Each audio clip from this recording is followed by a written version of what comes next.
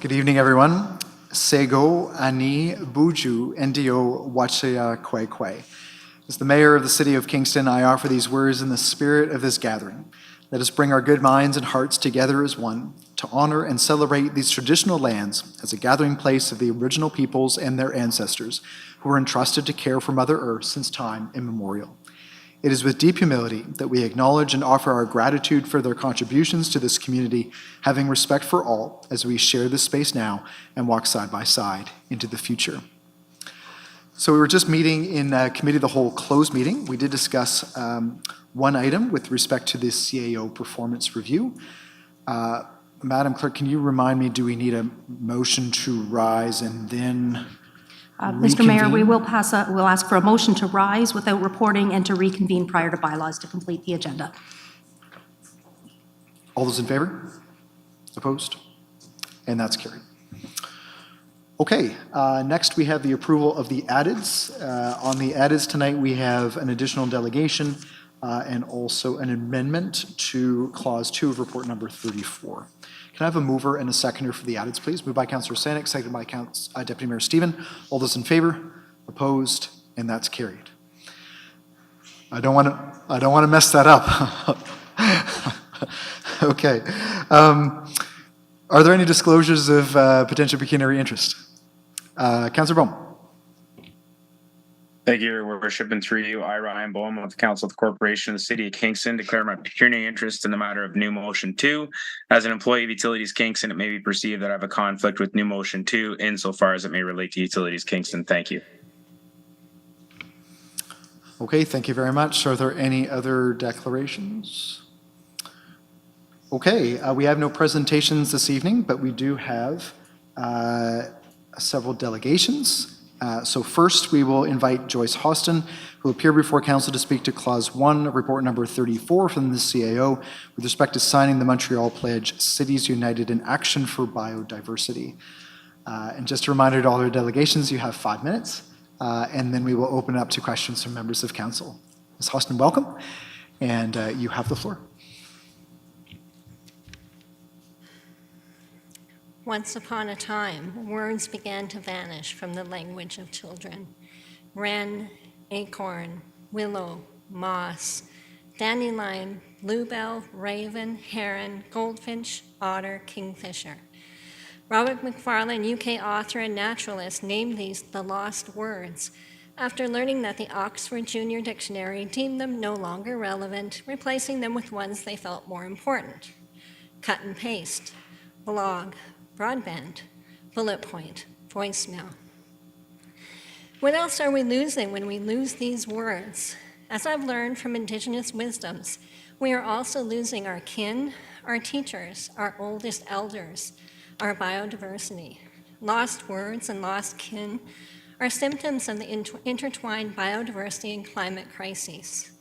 I'm here to speak in support of the motion before Council to sign the Montreal Pledge, Cities United in Action for Biodiversity, or to tweak the name of the report slightly, Cities United in Action for the Continuation of Life. I want to highlight in particular Action 15 of the Montreal Pledge, which states, ensure the equitable and effective participation of Indigenous peoples and local communities in decision-making and in the process of knowledge acquisition and transmission. Indigenous peoples comprise less than 5% of the world's population, but protect 80% of the world's remaining biodiversity. I confess that growing up in Treaty 6 territory, I was ignorant of the part of my ancestors played and my own role in the erasure and genocide of Indigenous peoples. For over 30 years, I've called Kingston, Cataraqui, my home.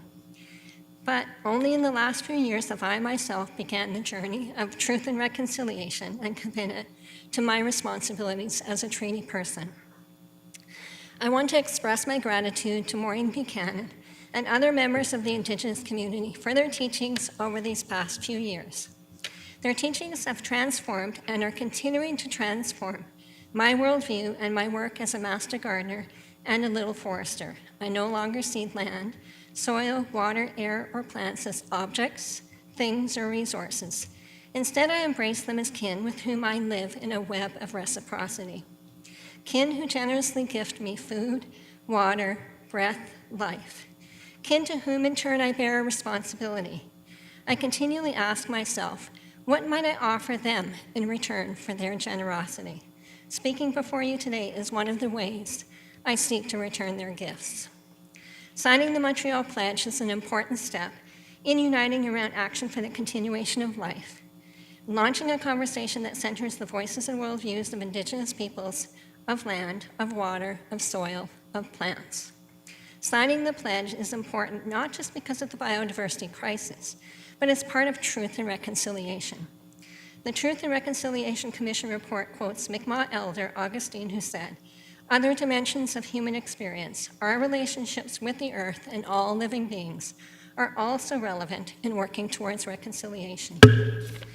Elder Reg Crowshoe explained, "Our conversations must be broader than Canada's conventional approaches. Reconciliation between Aboriginal and non-Aboriginal Canadians from an Aboriginal perspective also requires reconciliation with the natural world. If human beings resolve problems between themselves but continue to destroy the natural world, then reconciliation remains incomplete. We must," the elders say, "reconcile with the earth herself." To do this, we need to do more than ensure the equitable and effective participation of Indigenous peoples. For an understanding of how to do this, I look to the teachings of Indigenous elders, knowledge keepers, and stewards here in Kingston, Cataraqui. Anishinaabe, Haudenosaunee, and Huron-Wendat concepts and worldviews have always recognized the animacy, interdependency, and relationality between land, water, people, and plants. As I seek to deepen my own understanding of the relationship between biodiversity and stewardship, I look to All Our Relations Land Trust, an Indigenous-led organization here, committed to supporting and restoring diverse ecosystems within the Greater Kingston area and safeguarding the life and the land for the benefit of past, present, and future generations. My wish is for the Montreal Pledge to become the beginning of an imagination spellbook for Kingston, one that helps Kingston grow into a multi-species city and a forest, one that invites the wisdom of the voices of the generations who have come before us, one that unleashes the imagination of the current generation, especially our youth, and one that remembers our responsibilities toward the generations yet to come. 30 seconds. Not just human generations, but generations of wren, bee, acorn, moss, mycorrhizae, and all the voices of the more than human world. Shimigwech Nyawa. Thank you very much. Are there any questions from council? Okay, seeing none. Ms. Austin, thank you very much. We'll move to our second delegation this evening. We'll invite Donald Beattie to appear before council to speak to new motion number 2, with respect to the support of the Ontario Energy Board ending gas pipeline subsidy. Mr. Mayor, that was actually the delegation that was changed on the addendum, and it would be Nancy Nichols speaking instead. Thank you. My mistake. Yes, so we'll invite at this point Nancy Nickel from Seniors for Climate Action Now to speak to council with respect to new motion number 2, with respect to the Ontario Energy Board ending gas pipeline subsidy. Ms. Nickel, welcome.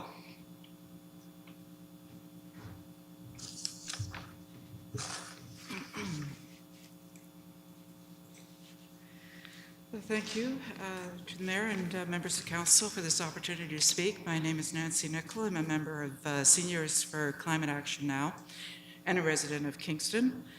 I'd like to frame this discussion on the Ontario Energy Board's decision and the provincial government's bill to overturn it by referring to the UN Climate Conference in 2023, where countries agreed to transition away from fossil fuels and to accelerate action in this critical decade to triple renewable capacity and double energy efficiency.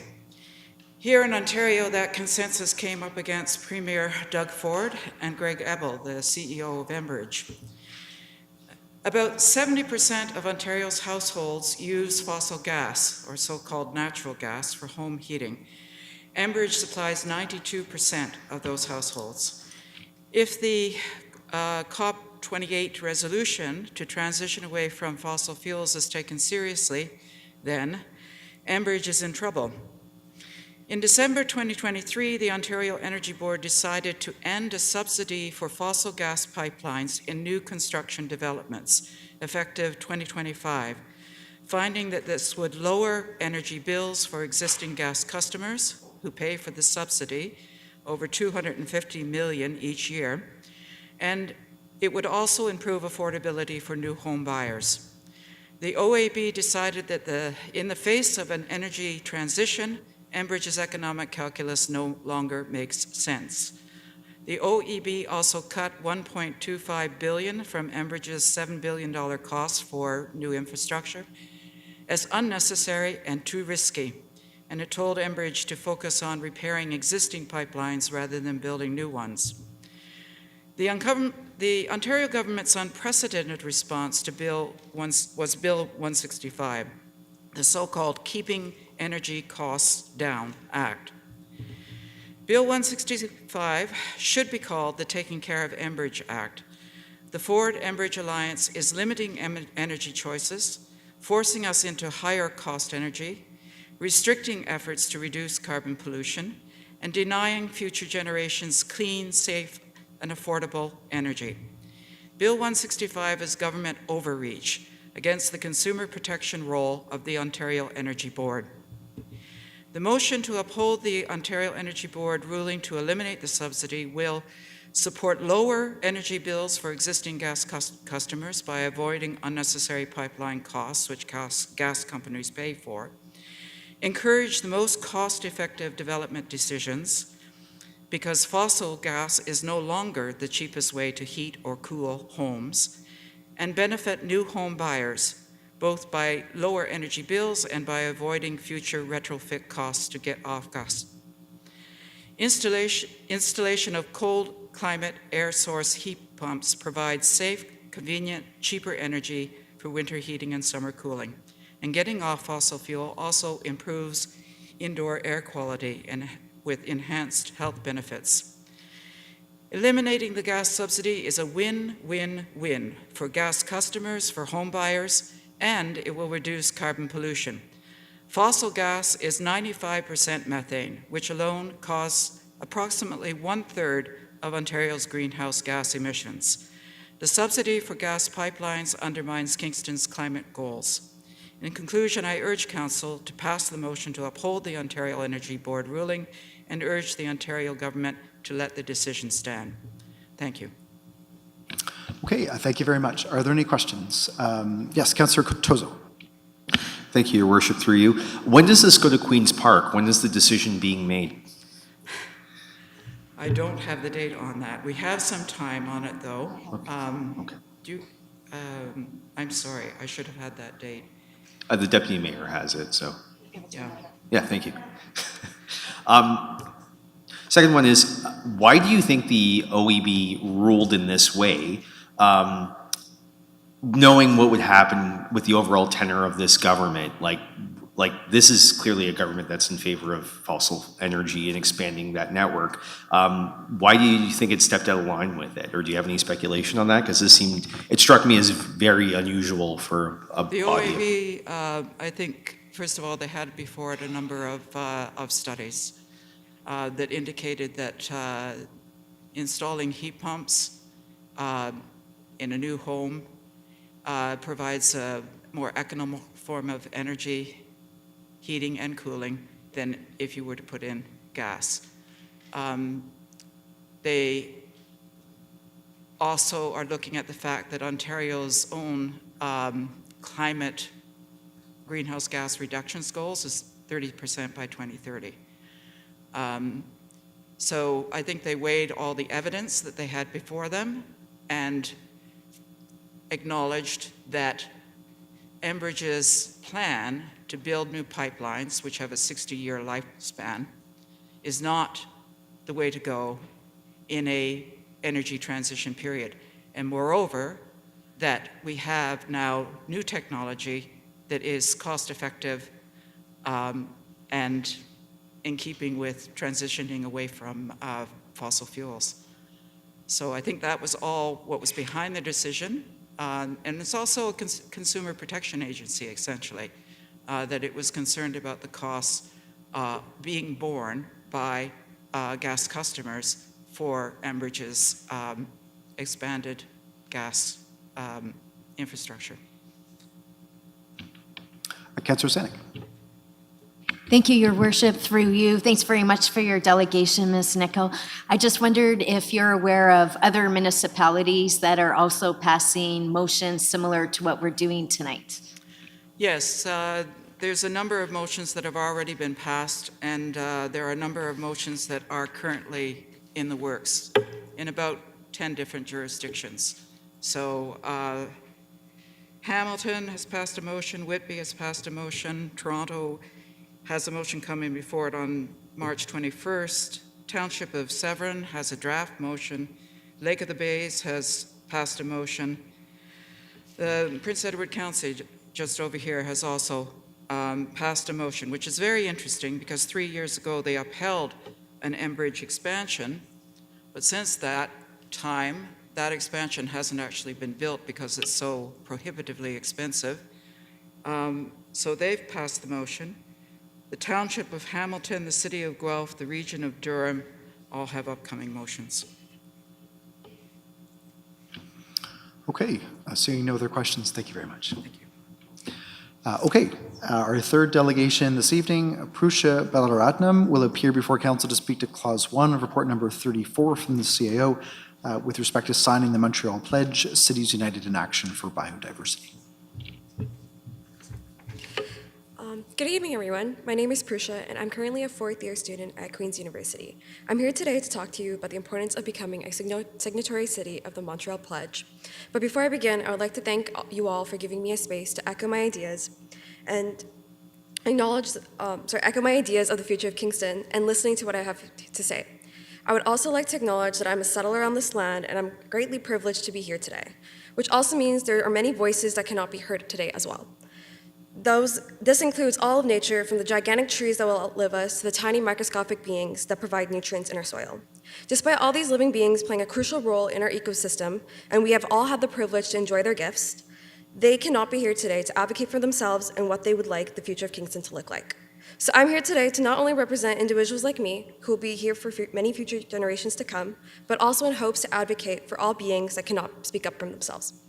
I'm sure most of you, if not all of you here today, care about the future generations that will call Kingston their home. As one of those many generations, I come here today to urge Council to become a signatory city of the Montreal Pledge. As someone who has lived here for the last couple of years, I've got to see so many wonderful things Kingston has to offer. One of those many things that will stick with me for the rest of my life is the beauty of biodiversity and the importance to making a conscious effort to protect it.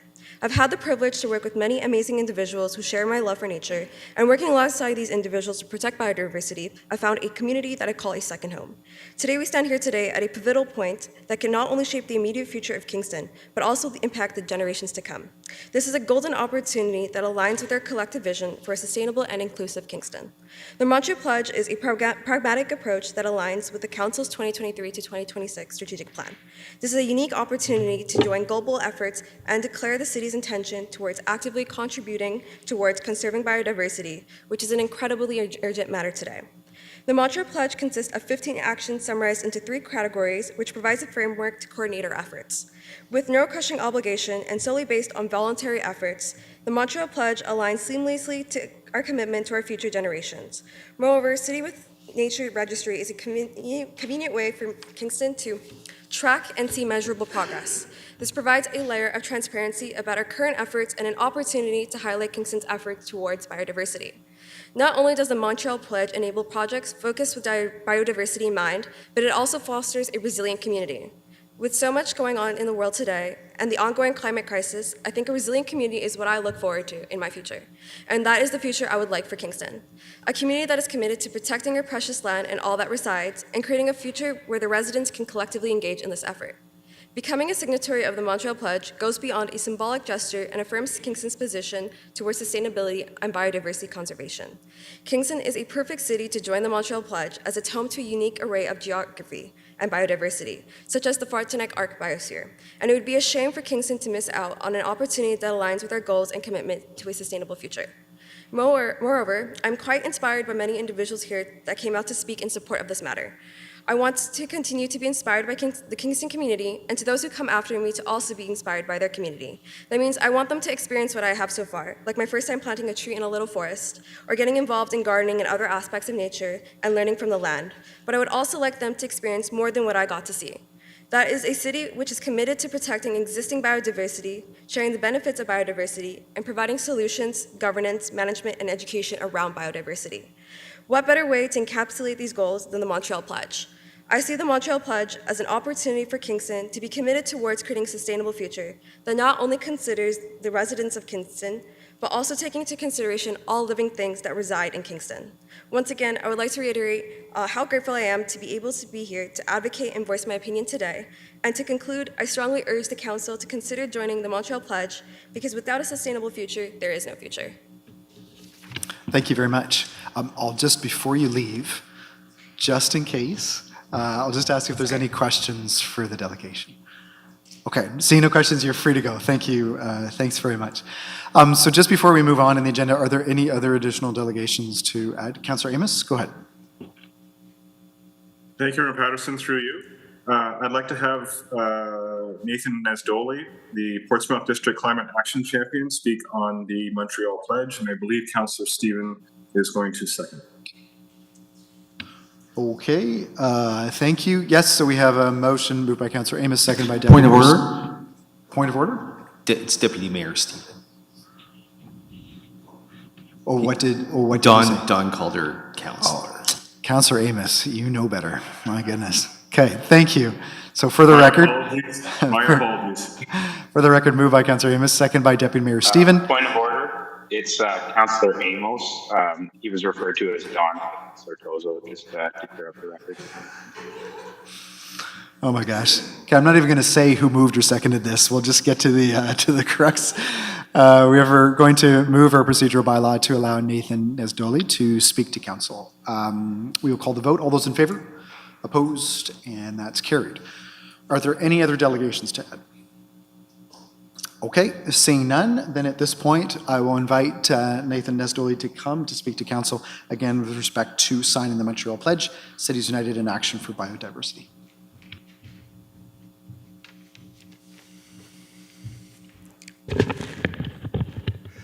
Mayor Patterson, council members, city staff, members of the public, thank you for being here to do the people's business, and thank you for your day-to-day efforts to make Kingston a safe and caring community. Becoming a signatory of the Montreal Pledge and tracking progress using the Cities with Nature Registry will send an important signal of values to Kingston residents. We are in the midst of a global biodiversity crisis. I apologize in advance for repeating facts with which most of you are well acquainted.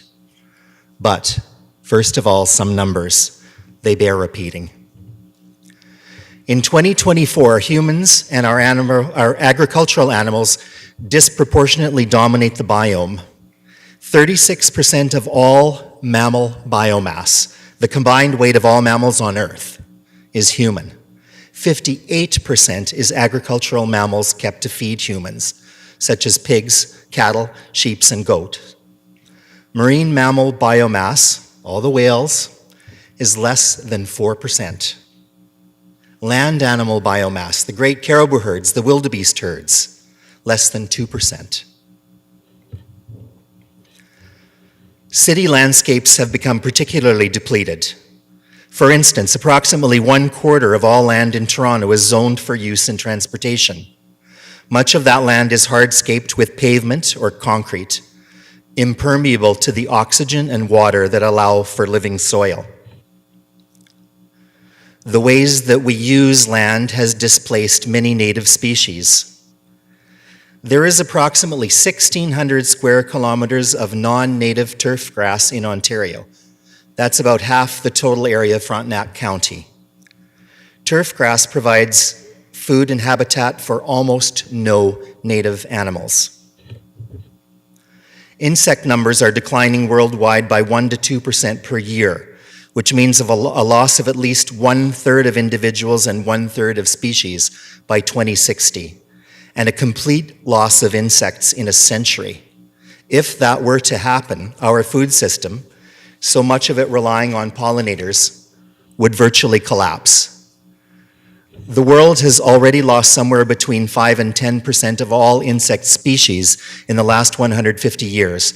That's between 250,000 and 500,000 species, according to a February 2020 study in the Journal of Biological Conservation. In contrast, there are only about 6,000 species of mammals living today.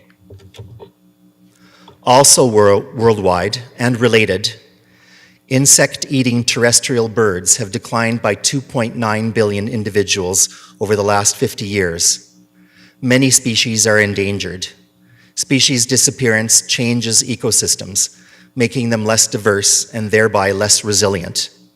A simple system topples with the removal of one species, a diverse one remains and compensates. In February and March of 2023, record levels of melting of Antarctic sea ice caused the death of about 30% of emperor penguin chicks, tens of thousands, who were forced off the disintegrating ice before they were fully fledged and froze or drowned. All of these grim statistics are the result of humans, our use of the natural resources resulting in habitat loss, pollution, nutrient flow imbalances, and climate change. We have created and live within an economic system that behaves as if nature is an externality and not a life-giving container. Democracy, however, can regulate and change the course of the economy. Community action can transform degraded habitat using the principles of regenerative ecology. Ecosystems consisting of environments and their living populations renew themselves. With human assistance, natural systems can recover more quickly from disturbance, damage, or depletion. 30 seconds. By studying the natural systems that exist in protected areas in or near Kingston, we can best learn to nurture and support the native ecological communities of our neighborhoods. Native plants provide important habitat for native animals. Area of turf grass which support very little animal diversity can become productive and biologically diverse habitat. Community groups such as Little Forest Kingston and Thousand Islands Master Gardeners are actively promoting regenerative practice to home gardeners. By partnering with these groups, the city supports their work, their important work. Thank you. I think I'll just stop you there if that's okay. And we'll just ask for any questions from council. Councillor Amos, go ahead. Thank you, Mayor Patterson, through you. Mr. Nasdoli, if you were to finish your presentation, what would it sound like? What would it sound like? It would sound, I was going to be featuring some of the, when I timed this earlier and it was like 4 minutes long, but I guess I get overly dramatic when I have an audience. The dramatic pauses. I was going to feature some of the initiatives that Little Forests have been working on with Kingston Frontenac Housing Community and just how incredibly delighted their residents have been to aid in our transformations. We had a meeting at 205 Bagot Street and the response was really tearfully overwhelming. That's great, thank you. Are there any other questions from council? Okay, seeing none, thank you very much. So we have no further delegations this evening, so we'll move on to briefings. We do have one briefing this evening. Dr. Piotr Glaza, Medical Officer of Health, KFLNA Public Health, Wes Garrett, Chair of KFLNA Board of Health, and Councillor Nathan Townsend, Tri-Board Merger Committee, will brief council with respect to the voluntary mergers among local public health agencies. Gentlemen, we'll invite you up and I shall hand the floor over to you.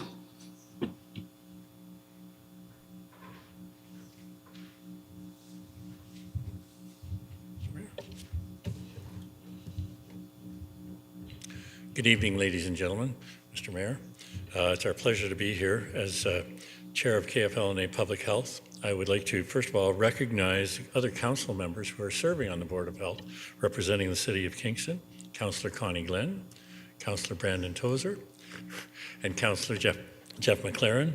And Councillor McLaren is also representing the interests of the City of Kingston on our Tri-Board Merger Committee. So really appreciate the time and energy that they put into public health. I'm proud to be part of KFLNA Public Health.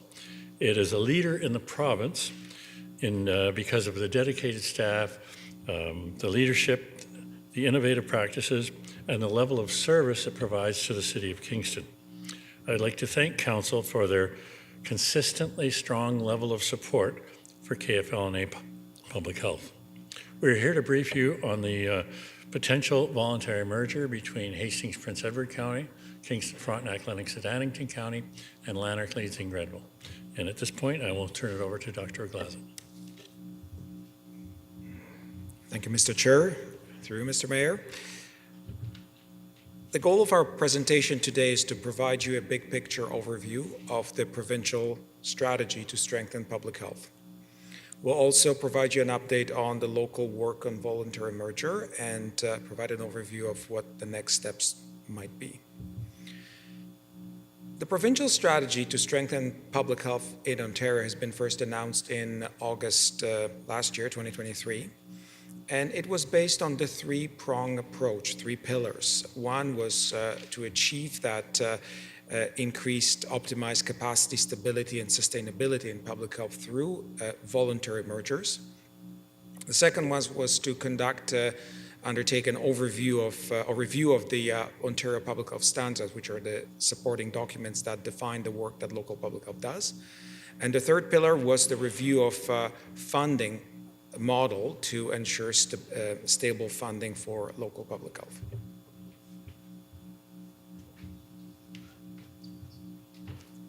Sorry, we got our act together. First of all, the mergers are not new. They've been talked about a number of times, probably since 2000 and up to then. And pre-pandemic, they wanted to merge public health units from 35 to 10.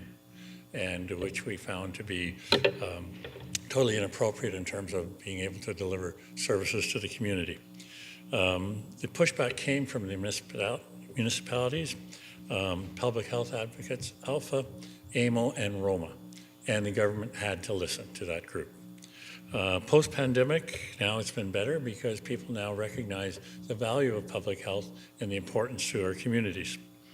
Provincial government is now offering incentives for public health units to merge on our own terms, and provincial government has indicated they'll provide funding for mergers rather than make it top-down and at cost to the municipalities. So that's a very positive step, and that's why we're here with you tonight.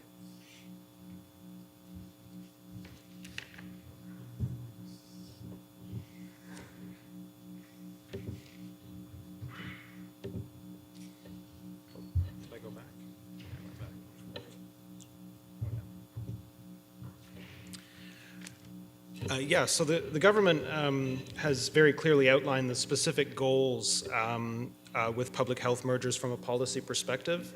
These are some of them: increase capacity, critical mass of resources. That's kind of intuitive to us coming out of the pandemic, things like emergency preparedness and response, improve stability over the long term. These are things like dealing with critical skills gaps, staffing shortages. Again, this goal assumes that some of these challenges which are faced across the public health sector can be mitigated by stronger merged entities that draw upon shared resources.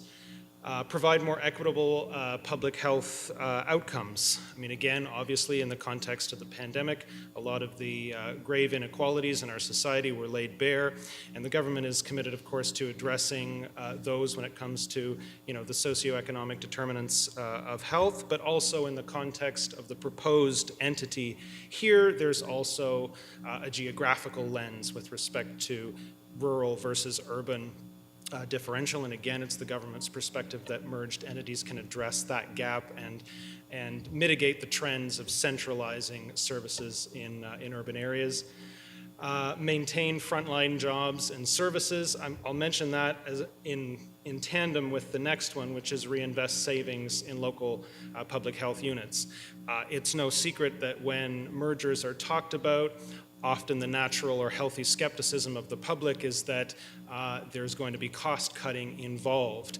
The government has repeated consistently, particularly through the mouth of the minister herself, that is not what this is an exercise in. It's not a cost-cutting exercise, and certainly the funding that the government is committing to this merger process is certainly unprecedented.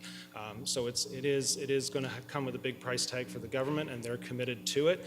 And so the reinvestment of savings in local public health is about when and if there are efficiencies and savings which come internally to the reallocation of resources and restructuring of the new entity.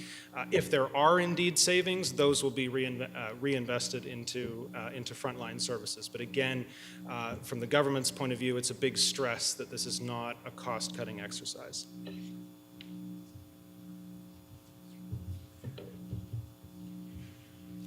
As you can see by the map, it's a very large area that we're talking about. But there's been a history of collaboration between KFL&A, LGL, and HPE. If you look at the map, for example, people in Charlotte Lake, it's closer to go to Perth for services in terms of where they may go, so that we don't distinguish where you're from. We provide the services that are necessary. And if you look at the map again, if you're in the eastern part of Hastings, Prince Edward, well, it's probably closer to go to our KFL&A. So we have shared populations across key travel corridors. There's a 401 corridor, and you know what? There's a Highway 7 corridor.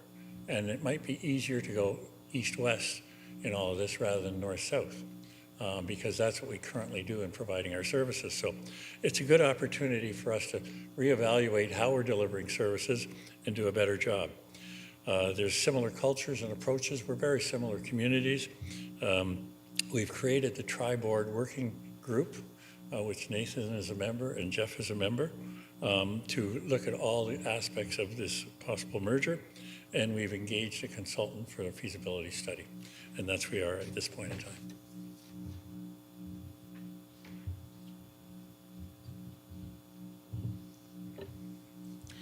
So in terms of that tri-board entity that Wes just spoke of, through our internal processes, we've arrived at different principles that have been guiding our own process. Some of those obviously echo the government's own priorities. Sustainability is a core principle. What I would say about that is that the Tri-Board Committee is very cognizant that the merged entity needs to be properly supported long into the future. We've got a future-oriented mindset. And that the relevant funding and other material supports need to be there. So rather than simply taking the approach of regarding this funding opportunity as sort of a short-term cash cow, it's important from the Tri-Board's perspective to ensure that what ultimately gets asked of the province in the business case takes into account what the merged entity will need into the future. Responsive to local needs. Again, that's kind of an obvious one. It comes back to an earlier a point about addressing the differences between urban and rural communities. Inevitably, a geographical area as large as what's proposed in the new entity will see a lot of shared challenges, but also differentiated ones that reflect specific local contexts. People first. Again, this connects with the third principle of taking a people-first approach. It dovetails with the government's own commitment to greater equity in the delivery and distribution of services. But it is a little broader than that. It's also about dedicating strategic space to focus on strengthening partnerships and collaborations within our communities that are already positively affecting the health outcomes for our citizens. So the new entity wants to embrace the best of what each health unit currently has to offer in terms of good work being done locally. So a people-centered approach is equity-based, but it's not homogenous. And the last principle is taking an evidence-based approach. Again, this kind of speaks for itself in that the effectiveness of the work we undertake in public health depends heavily on data-driven and well-researched answers to the tough challenges that we face.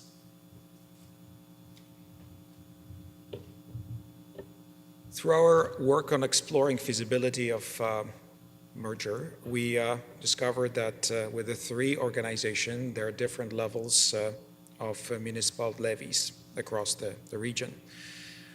One of the principles here of the merger is that eventually in time, these need to be harmonized.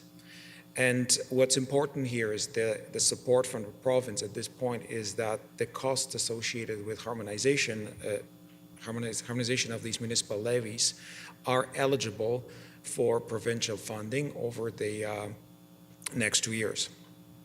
The levy structure still needs to be determined, and it will be up to the new larger board to have the final say how that levy structure is designed.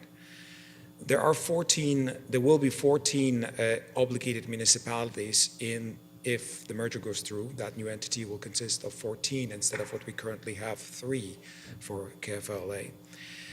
The new governance structure, however, is going to be in place to make sure that the municipal representation is maintained, and that work is in the process of being finalized. There's also some of the unknowns here, and the government has indicated, as I mentioned earlier, there's a planned review of the Ontario Public Health Standards. So that's the way through which the scope, the extent of our work in public health may change as a result of this process. And there's also an unknown of the revised new public health funding model that work is going to continue. That's going to be done in 2025. Yeah, so in terms of what comes next, the business plan is due to be submitted to the province by April 2nd. As you can imagine, this has been some short turnaround time, and the Tri-Board Merger Committee has been working studiously since the end of last year to try and get this accomplished. Once that's in, we expect that in the summer we will hear back from the province. We may hear back earlier than that, but that's what we have thus far.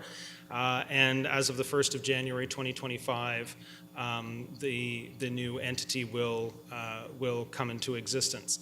Obviously, during that process, the work being done in the background, such as the work that the Tri-Board Committee is doing currently, will be ongoing, and we expect to continue to do what we're doing tonight and keeping our municipal partners abreast of what's going on.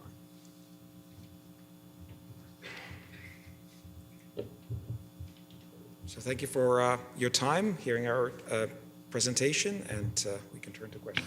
That's great. Thank you all very much. Are there any questions from council? Councillor Amos, go ahead. Thank you, Mayor Patterson, and through you. Thank you, gentlemen, for your presentation. I know a lot of work has gone into this, and a very daunting task, I imagine, trying to bring 3 entities together. From what I'm gathering in your presentation, it looks like it's more of a back office integration. Is that a safe element to lay your hat on? Through Mr. Mayor, so that's certainly one of the goals and consideration here when we are looking at merging 3 corporate entities into one. Okay. And a follow-up to that, in the presentation, you talked about local contacts, people first, and distribution of services. Right now, I think all 3 entities have one main core site. Does this mean you're going to have more smaller satellite locations filtered through the larger region? Is that the concept? So the exact model of service delivery for the new entity hasn't been designed yet. As mentioned, the guiding principle is to provide local service delivery with some planning at that bigger organizational level. There's intent to review how the services are delivered, which services can be delivered in the outreach mobile model, which ones require brick and mortar presence, and that's all part of the work once the intention to merge is confirmed. Thank you. Appreciate the presentation, and good luck with the deadline. Thank you. Councillor Tozo. Thank you, Your Worship, through you, and it is a pleasure to serve on the board with you 3. It's a really interesting board. I wanted to highlight one thing because and you've talked about this in your presentation, but it is worth highlighting. Usually when we hear mergers being suggested by the government, we think cuts to services and cuts to staff. And I think that there's a healthy skepticism of that, but can you just perhaps speak about how mergers could really help in public service delivery, because I've really become aware, being on the board, of some of the limitations that current boards have had in Ontario that the pandemic exposed, and how this is actually quite beneficial in some ways to providing adequate services to people in this region. Through you, Mr. Mayor. Certainly there is advantage in increased capacity that's available when we're dealing with a large organization.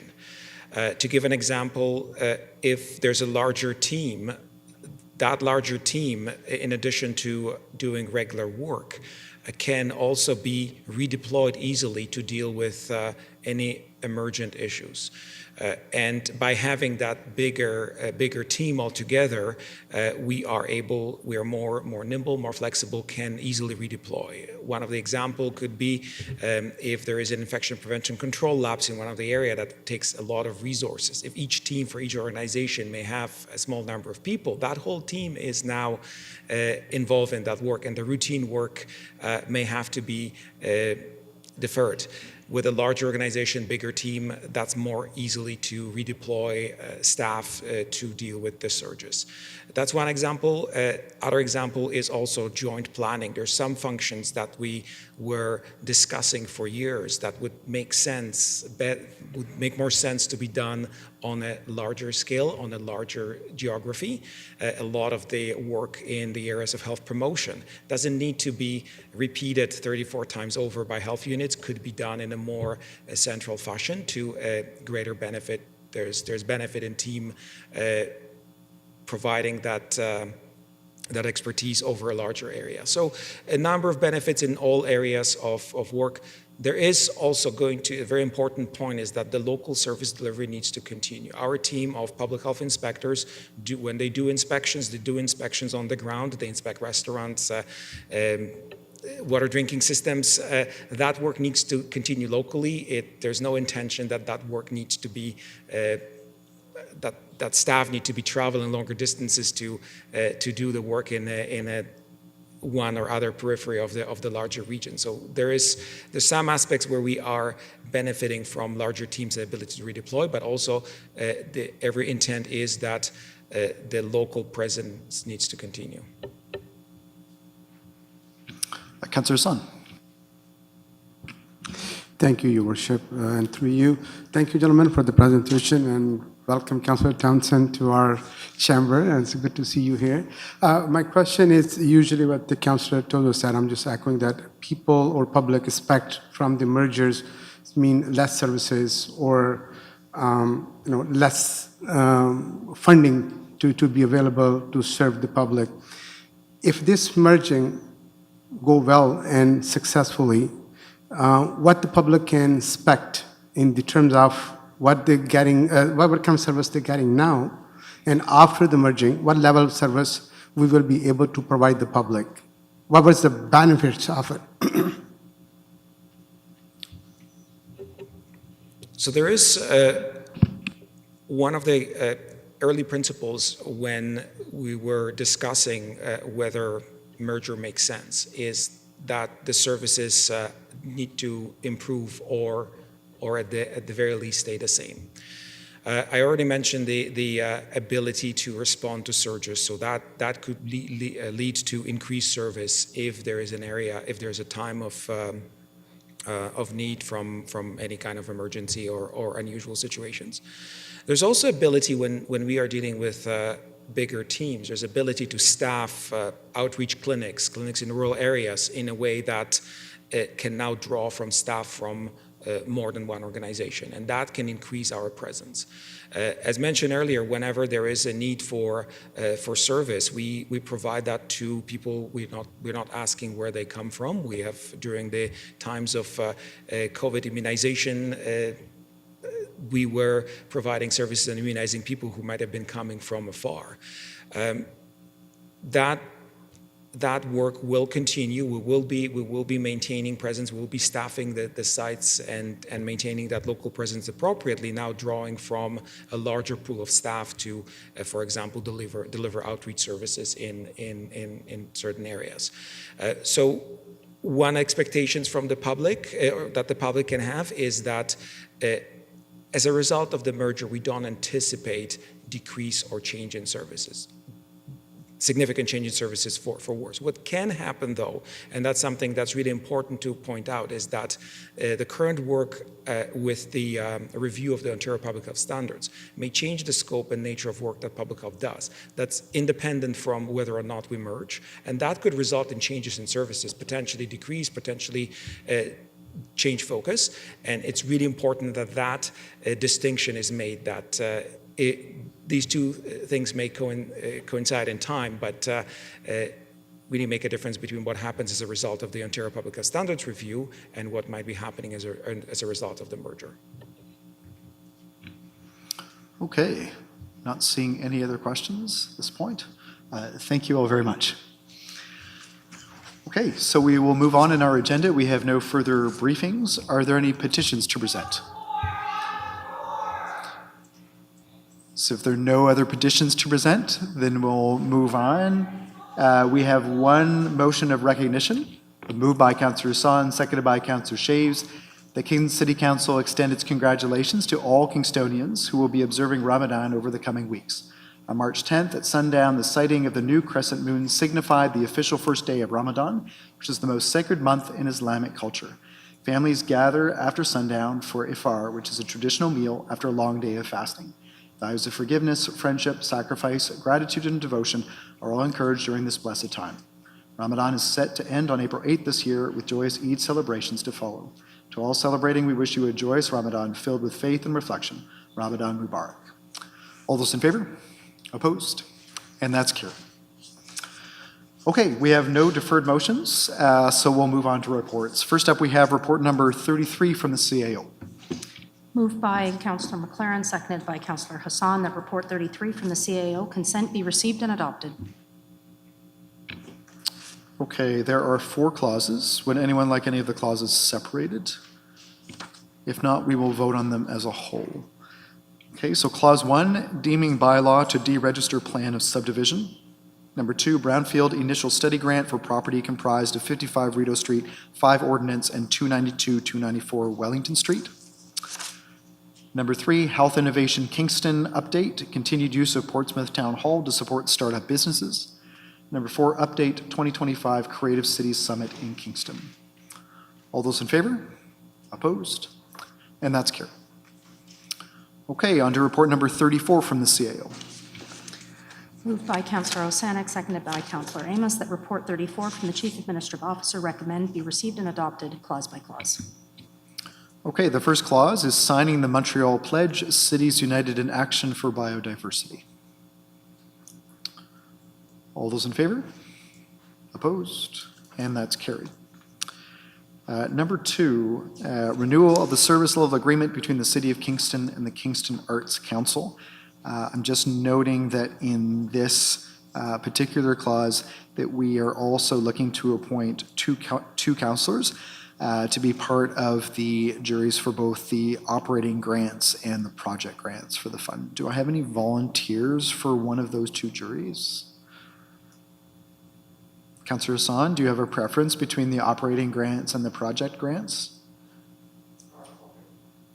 Operating? Okay. Do I have a volunteer for the project grant jury?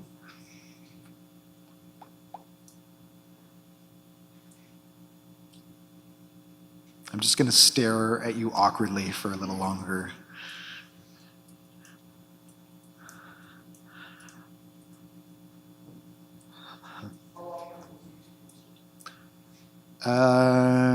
That is a good, I think it's actually in the clause. I believe it's 1 day. Is that correct? Mr. Mayor, the operating is May 22nd from 9 to 4, and the projects is May 23rd from 9 to 4. Okay, so Councillor Hassan's, you're going to take both? Wow.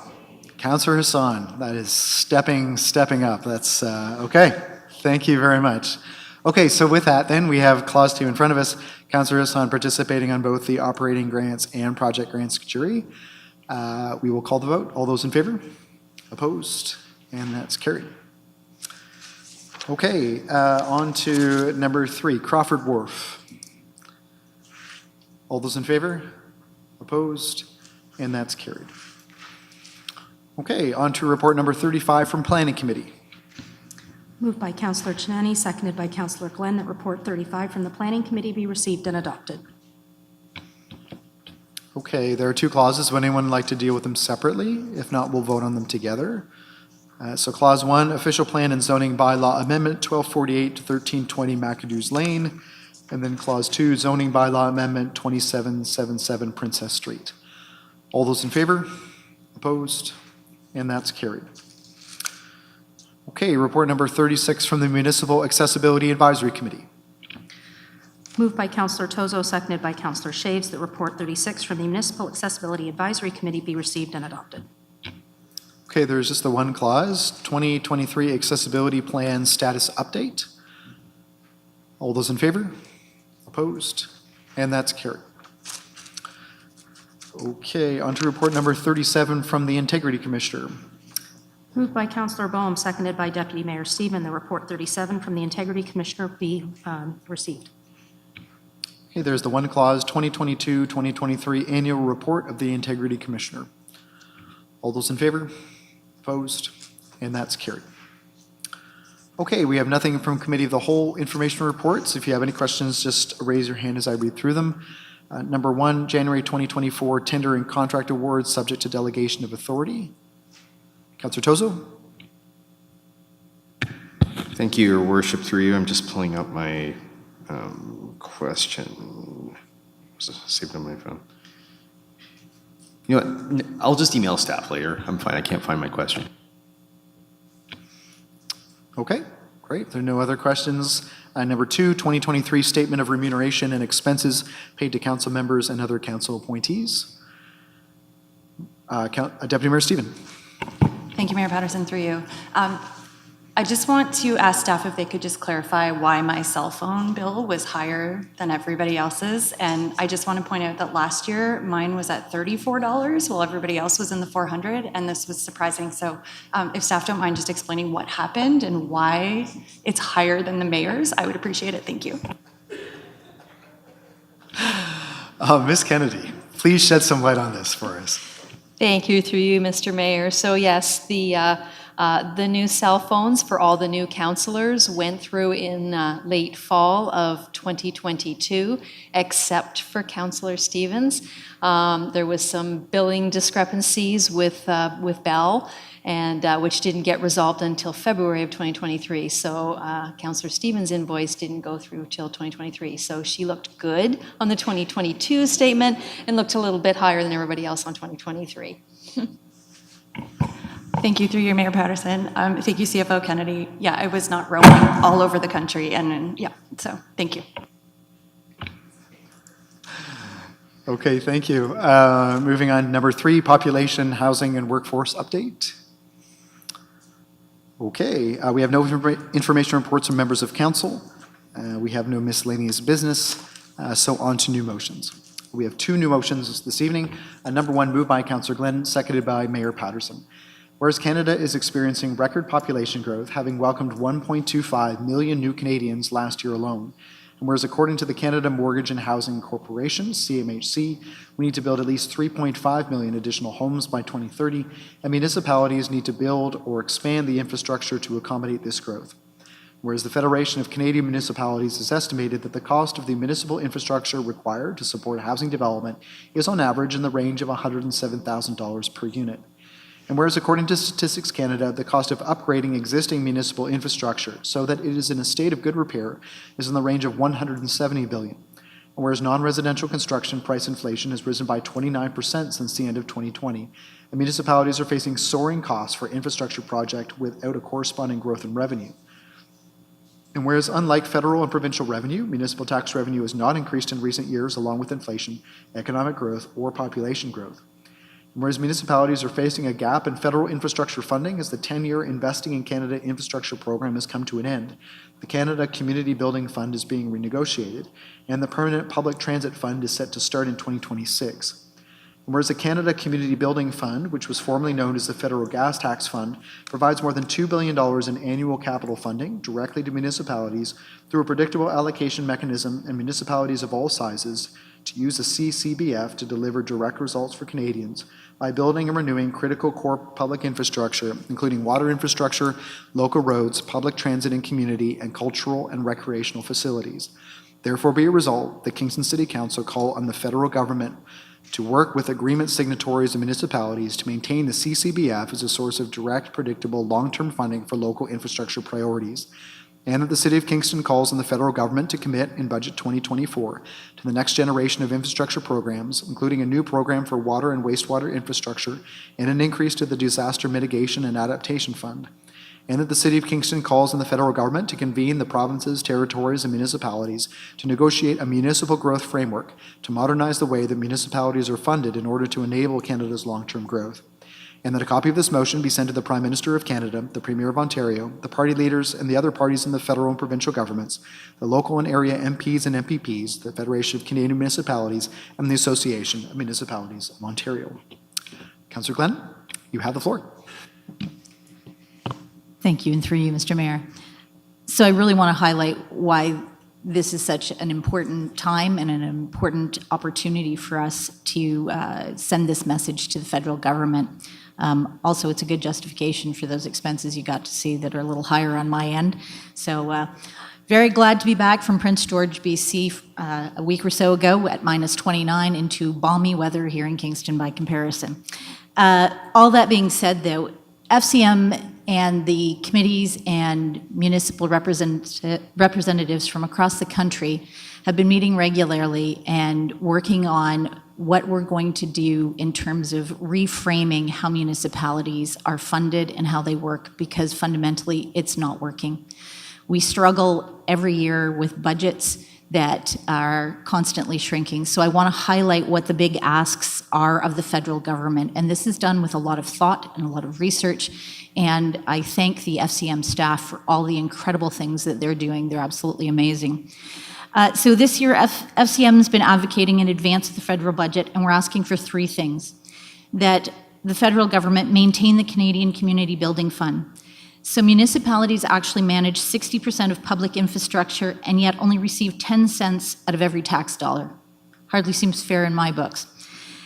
This is sustainable funding, and in Ontario, via AMO, the Association of Municipalities of Ontario, 800 million of the 2.2 billion in funding is allocated to cities in this province. And we rely on that to keep those very important things going. So this for us means roads, buses, and yes, pools. So just keep that in mind, that's why this is one of those asks that I think is really critically important, and hopefully the federal government will keep that funding coming, because we all know we have potholes to fill and pools to fill with water. The second big ask is to commit to the next generation of infrastructure programs. So in particular, the disaster mitigation and adaptation funding. So although we didn't discuss it much because it seems very obvious to us, the work that's going on at the Crawford Wharf here, part of that funding came out of that allotment of money, and we still have continued work to do here in our community. The third ask is the municipal growth framework. And in my mind, this is the most critical of the three asks that we have before the federal government. So our current tax system is simply outdated. It hasn't changed fundamentally since 1867. We no longer drive around in horses and buggies. So I think an upgrade to how we fund everything we do is critically important. There is only one taxpayer. We've repeated that around this table every meeting pretty much.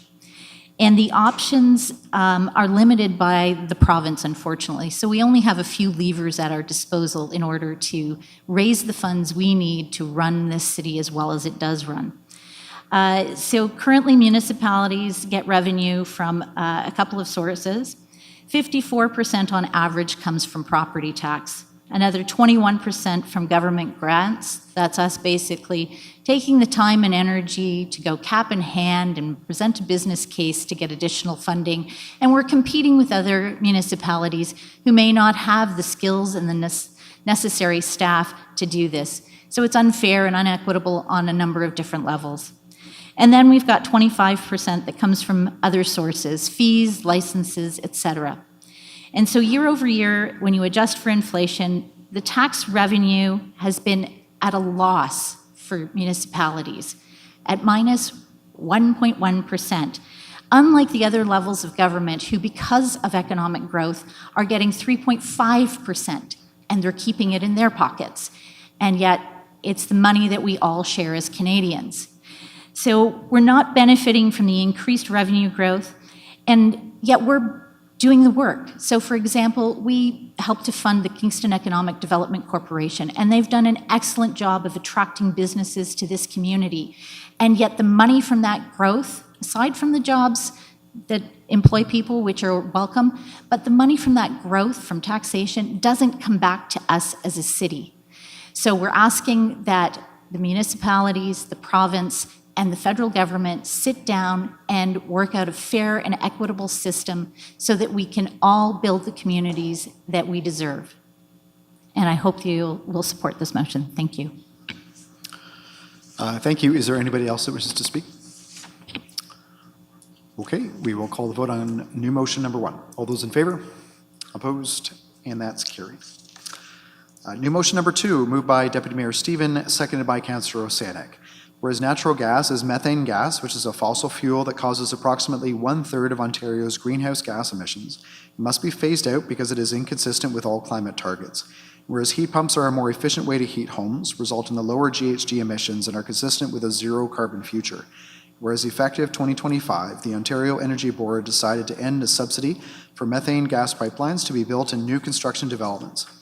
And whereas the OEB decision will help lower energy bills for existing gas customers, improve affordability for new home buyers, and encourage heating systems that are consistent with climate targets. Whereas the OEB decision is at risk of being overturned by the provincial government, whereas the construction of new methane gas pipelines should not be subsidized because they are inconsistent with the city's climate targets and will result in higher carbon emissions, higher energy bills, higher future decarbonization retrofit costs to get off fossil fuel heating, and a continued financial drain as dollars leave the province to pay for fossil fuels extracted in other jurisdictions. Whereas Kingston City Council declared a climate emergency on March 5th, 2019, and is actively working to support the decarbonization of heating and cooling systems in existing and future building stock within the community. Therefore be resolved that the City of Kingston express its support for the decision of the Ontario Energy Board to end the gas pipeline subsidy and request that the Ontario government allow the decision to stand. That a copy of this motion be sent to the Honourable Doug Ford, MPP Premier of Ontario, the Honourable Todd Smith, MPP Minister of Energy, the Honourable Peter Bethenfalvy, MPP Minister of Finance, and the Association of Municipalities of Ontario. Deputy Mayor Stephen, you have the floor. Thank you, Mayor Patterson, through you. So the energy system in Ontario is complicated. So just skipping over all the provincial stuff for a second here. When it comes to our community of Kingston, we've got 2 main sources of energy coming into our homes, right? We've got electricity and we've got natural gas. And when it comes to natural gas utilities here in Kingston, the central part of town is serviced by Utilities Kingston, but the east and the west end are serviced by Enbridge. The motion before council tonight is specific to the decision that was made about Enbridge, which is, as you heard earlier, one of the largest natural gas utilities in Ontario. Another important player in this story is the Ontario Energy Board, or the OEB. And the OEB is supposed to be an independent regulator of the electricity and natural gas sectors. Their job is to protect consumers, to make decisions that serve the public interest. This includes regulating rates for 2 major gas utilities in Ontario, one of them being Enbridge. Now, something remarkable happened back in December, and it went largely unnoticed. We're talking about like a watershed moment in the energy industry. And I actually missed this news story, probably because of the timing, because it happened in December. It was on the 21st, leading up to the holidays, and I had other things on my mind at that time. But when I found out about this landmark decision, I thought, wow, this is big.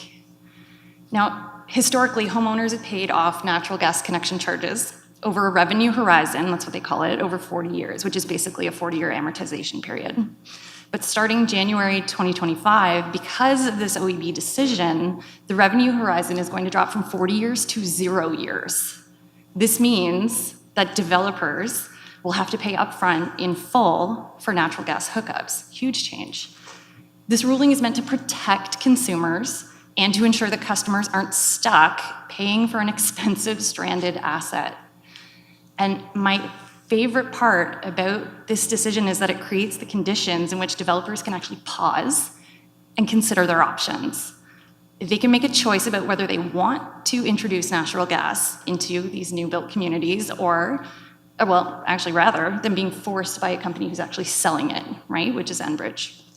It means the natural gas hookup is not necessarily an automatic step in future development because we're in the midst of an energy transition. And here we are, we've got the Better Homes Kingston program, and we know that people are actually paying to retrofit their homes. They are actively choosing to spend their money to remove natural gas furnaces in favor of cold climate heat pumps. That said, we know the energy transition is exceptionally complicated and it is not complete. Electricity generation, storage, and transmission are significant issues and they're being worked on right now. But we can do more than one thing at a time. We have to.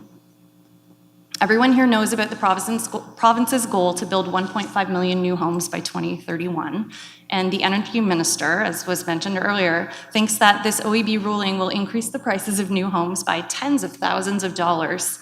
So as a result, Bill 165, the Keeping Energy Costs Down Act, is currently making its way through the Ontario legislature. Essentially, this bill, if it's passed, will reverse the OEB decision and we'll go back to the 40-year revenue horizons for new natural gas infrastructure. 40 years from now, it will be 2065. And Canada's target for reaching net zero emissions is 2050. So something's not adding up here. So I hope you will support this motion, helping to tell the province to let the OEB decision stand. Thanks. Thank you. Councillor Tozo. Thank you, Your Worship, through you, and thank you, Deputy Mayor, for that explanation of this incredibly, I think, challenging and complicated act. I've done a lot of work on this as well as I know you have, and you're really great on the energy file, so just wanted to highlight that explanation. It seems like time and time again we come back to this, is we're doing our best and in Kingston to really try to make this energy transition, and we're dealing with a government that is just not there.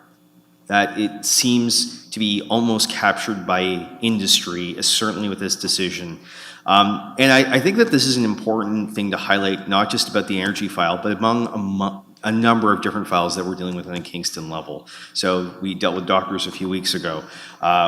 We've dealt with infrastructure earlier today from the federal government. Great motion, Councillor Glenn. This is really where we need some degree of change, and I hope people will kind of wake up and say, if we need to do an energy transition, we're ready at a municipal level to do what we can within our area. We need provincial partners who are willing to work with us and do the broader regulatory and financial infrastructure changes that are needed at that level. I love the title of that act, Bill 165. It's so Orwellian, isn't it? Yeah. And that is just something that I find with this government is they will say, oh, it's all in the interests of consumers, it's in the interest of getting homes built faster. It is absolute malarkey. It's strong language, I know. And it is. This is just a way to continue to support an industry that should be on its way out. And excellent motion, very happy to support. And I do hope if enough municipalities get their act together and pass this, that the government will listen. But we need a new government. Thank you. Thank you, Councillor Glenn. Thank you, through you, Mr. Mayor. So thank you for bringing this motion and for pointing out the stunning and obvious thing that the decision is going to make things more affordable. But when we talk about this, I think we need to think about energy in the long term, and this is what we're not doing. So short-term thinking will not get us out of the myriad of crises we're facing, the housing crisis, we're facing air quality issues. I was stunned sitting here, the Toronto Star, I have notifications that pop up. Canada's air quality is now worse than the US. That just popped up this evening. It's absolutely abysmal to see that pop up on my screen just when we're considering this motion. And to read quickly through it and to note that one of the biggest things that's recommended is to stop the use of fossil fuels if we want to improve our air quality, because no matter how you cut it, It's impacting on the climate, which then impacts on things like wildfires, which is the huge reason that we're in the situation we are with such poor air quality this year. But, beyond this, we're not having a good conversation about what this means. The money that would get spent continuing to develop natural gas, which I always hate the name of, natural. Yeah, it comes out of the ground, but not everything natural is good for us. Okay, think about that on occasion. So, to me, what's going on at the provincial level is a very foolish maneuver. We have to get on with making this transition happen, and we only have a limited amount of resources financially, which is something we just spoke about. And where we spend our money is important. When you and I go out to shop for something, we make those decisions.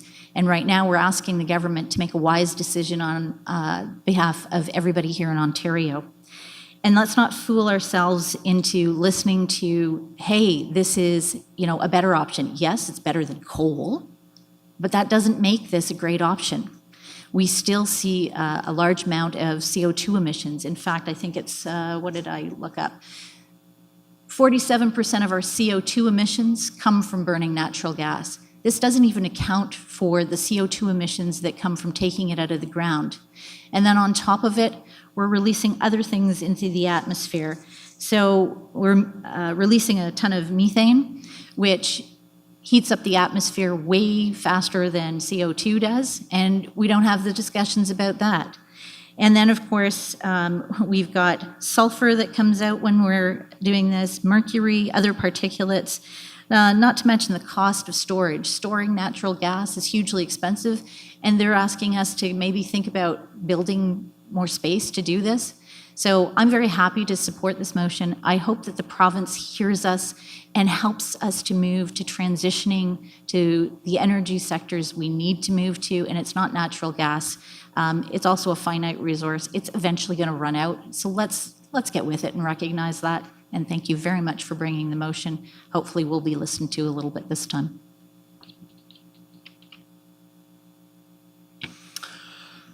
Deputy Mayor, would you take the chair? I have the chair. Mayor Patterson. This is a fascinating public policy problem. I don't think that there's anyone in this room or anywhere in the province that doesn't want to see a transition away from natural gas to electricity. I mean, it makes perfect sense. The issue is, how do you get there? The problem is, if you made the switch right now, there's not enough electricity to go around. One of the things we know here in Kingston is that there is not enough electricity even to meet the needs of our growing community as it is, let alone talking about replacing natural gas. This is a challenging problem. What do you do when you've got this infrastructure that you need to put in the ground? How do you spread the cost over time? I would agree. If we had enough electricity and every person can immediately switch now, it makes perfect sense to have a zero timeline, make it very clear, if you want natural gas, the entire cost should be paid up front. The problem is, it's not that simple in reality. So how do you transition? It's transition for a reason. How do you get from point A to point B? And here's the issue I have. The OEB decision is way over there at 0, and the government of Ontario is way over there at 40 years, which is crazy. I agree, Deputy Mayor, to think that we're going to spread the cost over infrastructure over 40 years. If we're still using natural gas in 40 years, we've got big problems. I agree with that. My issue is this. There's a lot of room in between. And what I would like to see is municipalities actually play a leadership role and actually pushing for something that actually is doable and makes sense. So for example, maybe it's a 10-year time frame, because we know it's going to take a few years to be able to do that transition. This is the question that I would like to ask you. Do you think that this motion is going to change the provincial government's mind? Personally, I don't. So we can say on principle, yep, we agree with the OEB decision. My feeling is it would be better strategically to say what we're pushing for is a more rapid, practical, pragmatic transition, and there's a whole lot of room to play with in between these two extreme positions. My problem is I don't agree with the OEB decision. I also don't agree with the provincial government decision. So I'm going to be a conscientious objector on this motion. However, where Deputy Mayor Stephen and I do absolutely agree is this transition needs to happen as quickly as possible. We need to enable it, and I believe that municipalities actually can play a leading role in making that happen. I think that my hope is that in the discussions around this bill, that there can actually be a negotiation to actually make things work, that we can get that transition done as quickly as possible. Just not convinced that if we're fighting over two extremes, that it might actually end up with a worse outcome. Thank you very much. The chair is yours. Thank you. Anybody else on new motion number 2? Okay, we will call the vote. All those in favor? Oh, I'm sorry, Deputy Mayor Stephen, you have the last word. Thank you. I accept my last word. I think the mayor raises some really interesting points, and I imagine at some point in the future we will be having conversations about Utilities Kingston, which is not Enbridge, and so that will be a really interesting discussion. I look forward to debating that with everyone here. So I really think that I see your point, and I do agree with you. From 0 to 40 is huge. There is space in the middle, but I think that we're past the point of sort of gently working our way in. Like, that should have happened ages ago. So I think that this bold decision is exactly what we need right now to get people forced into looking at their options. It doesn't mean they can't choose natural gas. I mean, they can, but hopefully this is incentivizing other choices more. I think that, to your point, you're right, we don't have enough electricity right now. What we need is a new transmission station. So we need to get that. We can work on the generation, the storage, and the transmission piece simultaneously while we're also building structures that don't use fossil fuels. I think they need to happen in tandem. I wish the energy piece was figured out first, but it's not. So I think we're going to be sort of moving parallel to each other in these two goals as a province, and I hope that the smart people out there are working really hard to figure this out for us, and we're here to help however we can. So yes, thank you. I hope you do support this motion. Okay, thank you, Deputy Mayor. We will call the vote. All those in favor? Opposed? And that carries. Okay, moving on. We have no other new motions. Are there any notices of motion? Madam Clerk, ask for minutes, please. Moved by Councillor Hassan, seconded by Councillor Osanek, that the minutes of City Council meeting 9-2024 held Tuesday, March 5th, 2024 be confirmed. All those in favor? Opposed? And that's carried. We have a number of communications. Is there any other business? Councillor Tozo. Thank you, Your Worship, through you. Many of you more observant people will recognize Councillor Ridge is absent. Today is his birthday, so I'd just like to wish Councillor Ridge, if he's watching, happy birthday, Greg. Thank you. Very good. Councillor Sun. Thank you, Your Worship. I just want to send my thanks to the Kingston Police for handling the St. Patrick Day very well. There was a job well done. I was a number of times in the district just delivering pizzas and doing other businesses, but I saw that the force was very active, working very collaboratively, the volunteers, the bylaw officers, so I just want to send my thank you note to them for doing a great job. Thank you. Councillor Glenn. Thank you, through you. So just two quick things. So on the St. Patrick's Day, I would like to thank Tourism Kingston and our various partners for stepping up this year during St. Patrick's Day. They hosted some events, in particular a concert in Springer Market Square. So the outreach to the students, I think, has been extraordinarily beneficial. There were upwards of 300 students on any given time down at the square.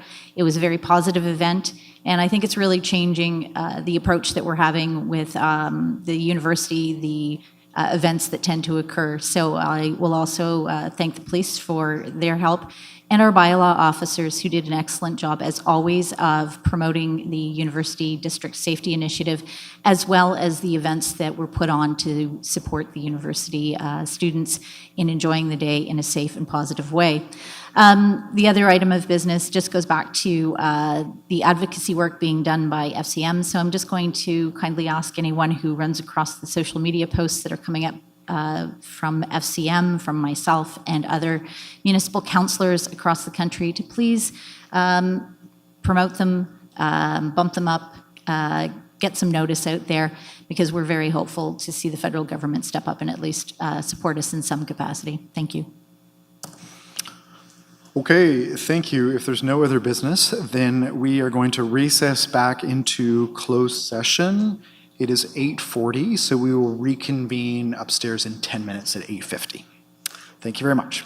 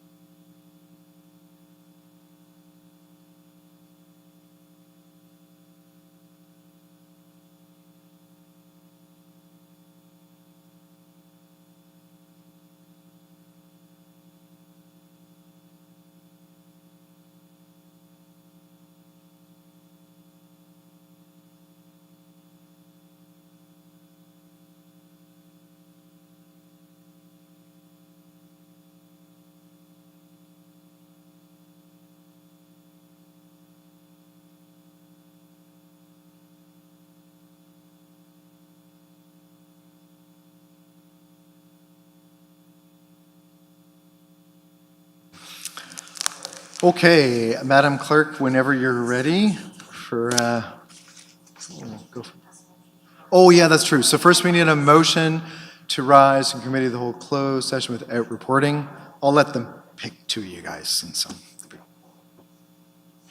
Okay, yes, so we have quorum, so we can pass a motion to rise without reporting. Bear with me while I get to the right page. Moved by Councillor Tozo, seconded by Councillor Glenn, that council rise from the committee of the whole closed meeting without reporting. All those in favor? Opposed? And that's carried.